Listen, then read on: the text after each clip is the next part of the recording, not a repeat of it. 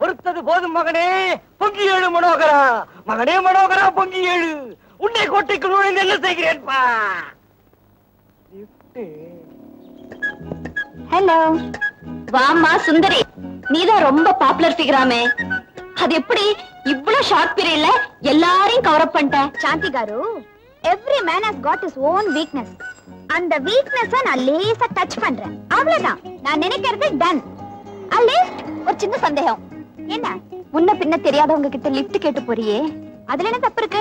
நான் தப்புன்னு சொல்லலம்மா. ஒருத்தன் கூட தனியா போகும்போது அவன் டீசெண்டா பிஹேவ் பண்ணுவானா? சில பேர் டீசெண்டா இருப்பான், சில பேர் உராசி பாப்பான். உராசுவானா? பஸ்ல போனா 5-6 பேர் உரசுறான், இங்க ஒருத்தன் தானே. வயசானவனா இருந்தா ஃபாதர்லி உரசல் நினைச்சுக்கிறேன், சின்ன வயசா இருந்தா பிரதர்லி உரசல் நினைச்சுக்கிறேன். மேடம், பட்டால் என்ன தொட்டால் என்ன, கெட்டால் தானே பாவம். Lift lift lift. என்னடா இது? நானும் பாக்குறேன், இந்த பொண்ணுக்கு தினமும் ஒருத்தன் லிஃப்ட் கொடுக்கறான். இது எப்படி நம்ம பைக்கெல்லாம் மாட்டாம இருக்கு?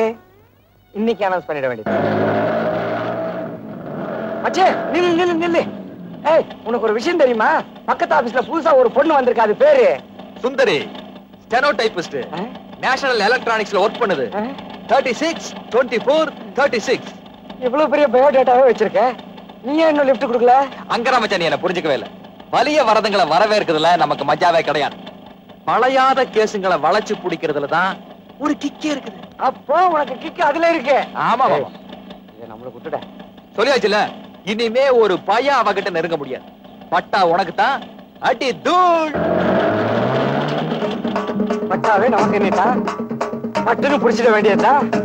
அடி தூள்.